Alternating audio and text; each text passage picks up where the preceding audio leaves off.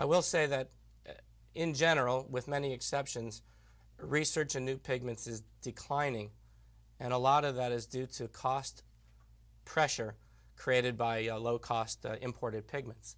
The margins shrink, there's less motivation. Research in high-performance pigments will continue, far greater than classical pigments. And research in effect pigments will probably be the most active area. So I would predict to look for more effect pigments for sure. Vapor metallized pigments are very important, and these pigments produce this very shiny mirror-like effect, and it's relatively recently that these were introduced to the market, and they enable printing mirror-like or high chrome areas. Before the development of these types of pigments, in order to create that effect, one had to print on a metallized substrate or foil. That's very expensive, especially when the amount of coverage that you seek is only a small percentage of the print job.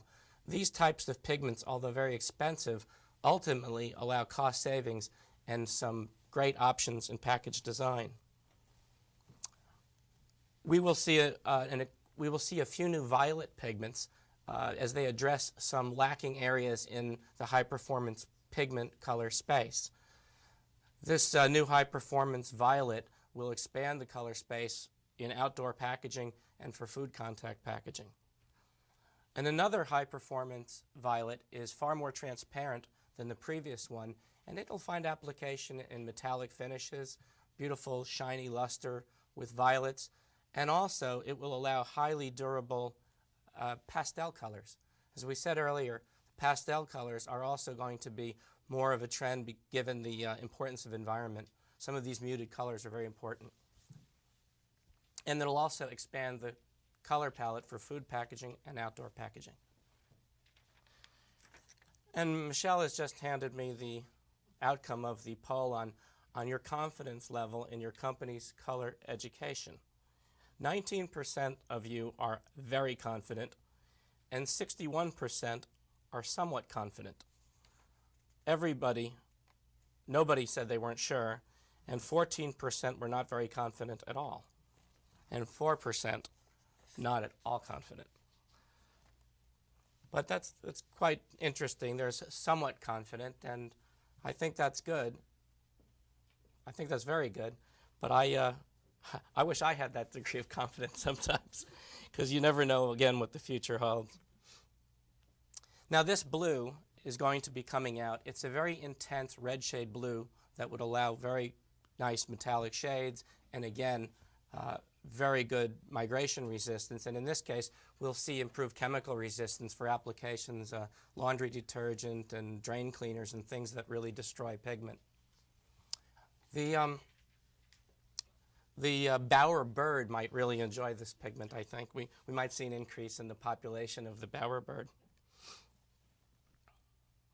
And lastly, I think we're going to see a real explosion, and we're already seeing it in terms of pearling effect pigments, brighter colors, higher covering power, beautiful new shades, and this is something that we should watch carefully.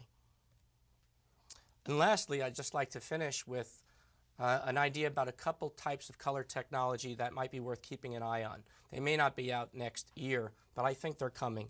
And the first one is really, it's an electronic display technology. It's being enabled by printed electronics and lower cost manufacturing capability. What's very important is not only the ability to manufacture these things, but the power consumption is dropping. And when the power consumption drops and the cost drops, this allows you to put in point of purchase displays in beautiful signs that are changing, eye-catching, and basically can convey information in real time. But you've got to ask yourself, I think, that how will the colors, if you put these colors in a point of purchase display, can you develop your labels and your packages to really match the display?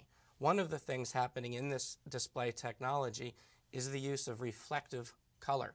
That means the type of color is the type that can actually match the label or the package that you see.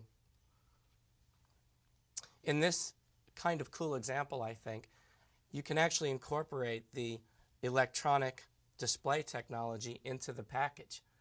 I don't know how broadly this will ever go, and obviously it would be limited to, I think it'll be limited to higher end items, but it's kind of cool. And then lastly, there's an increase in research in magnetically orienting pigments. And these can allow tunable color. In other words, you can get objects that by press of a button can change their color, like a chameleon type effect. They can also enable three-dimensional looks that are different than those currently achievable with holograms. And that can enable brand protection. So this is a technology just to keep an eye on and see where it takes us. So in conclusion, my predictions for the future, for what they're worth, is that stewardship and environmental considerations will influence color selection and buying. I feel confident in that prediction. Electronic displays will affect package design and color selection. I think that this is going to be a very exciting area. I'm looking forward to it. Color expansion will occur for high performance and special effect pigments. I don't expect to see a lot in the classical pigment area. And lastly, new printing and ink technologies will enable improved three-dimensional appearance, mass customization, and the use of more color texture interactions. So with that, I thank you very much for listening.